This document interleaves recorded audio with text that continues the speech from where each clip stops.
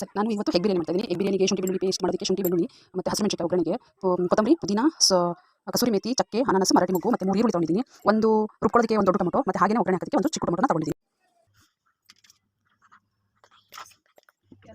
ಎಣ್ಣೆ ಹಾಕಿ ಮೊಟ್ಟೆನ ಸ್ವಲ್ಪ ಫ್ರೈ ಮಾಡ್ತಾರೆ. ಸ್ವಲ್ಪ ಎಗ್ ಮಸಾಲ, ಚಿಲ್ಲಿ ಪೌಡರು, ಸ್ವಲ್ಪ ಚಾಯ್ನ ಹಾಕಿ ಒಂದು 5 ನಿಮಿಷ ಫ್ರೈ ಮಾಡ್ಕೋಬೇಕು. ಥರ ಫ್ರೈ ಮಾಡ್ಕೊಳ್ಳೋದ್ರಿಂದ ಮೊಟ್ಟೆಗೆಲ್ಲ ಮಸಾಲೆ ಖಾರ ಉಪ್ಪೆಲ್ಲ ಚೆನ್ನಾಗಿ ಬಾಣಲಿಗೆ ಮೊದಲು ಎಣ್ಣೆ ಹಾಕಬೇಕು. ಕುಕ್ಕರಲ್ಲಿ ಮಾಡ್ತಾಯಿದ್ದೀನಿ ನಾನು.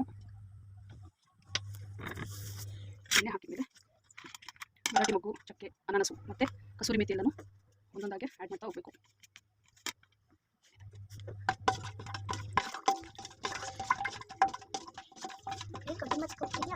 ಆಮೇಲೆ ಹಸಿಮೆಣಸಿನಕಾಯಿ,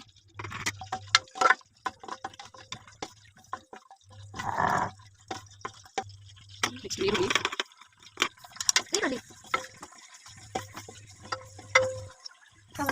ಎಲ್ಲ ಹಸಿ ವಾಸನೆ ಹೋಗಿ ಸ್ವಲ್ಪ ಬ್ರೌನ್ ಕಲರ್ ಬಂದಮೇಲೆ ಟೊಮೊಟೊನ ಆ್ಯಡ್ ಮಾಡಬೇಕು. ಟೊಮೊಟೊನ 5 ನಿಮಿಷ ಫ್ರೈ ಮಾಡಬೇಕು ಚೆನ್ನಾಗಿ. ನೀನು ಹೇಳ್ಕೊಟ್ಟು ರುಬ್ಬಿರೋ ಮಸಾಲ ನಾನು ಟೊಮೊಟೊನ ರುಬ್ಕೊಂಡಿದ್ದೀನಿ ಮತ್ತು ಶುಂಠಿ ಬೆಳ್ಳುಳ್ಳಿ ಪೇಸ್ಟ್ನ ಆ್ಯಡ್ ಮಾಡಿದ್ದೀನಿ. ಅದನ್ನೇ ಒಳಗೆ ಹಾಕ್ತಾ ಇದ್ದೀನಿ.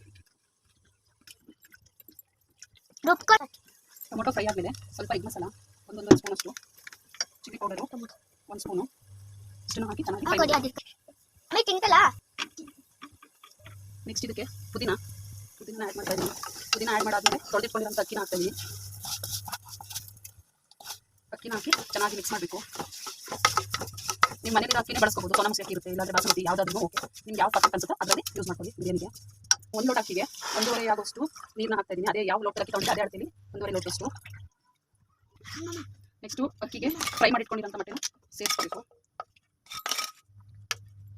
ಕೊತ್ತಂಬರಿ ಸೊಪ್ಪನ್ನ ಸ್ವಲ್ಪ ಹಾಕ್ತಾಯಿದ್ದೀನಿ. ಕೊತ್ತಂಬರಿ ಸೊಪ್ಪು ಮತ್ತು ಸಾಲ್ಟು ರುಚಿಗೆ ಎಷ್ಟು ಬೇಕಷ್ಟು ಮಾತ್ರ ಸಾಲ್ಟ್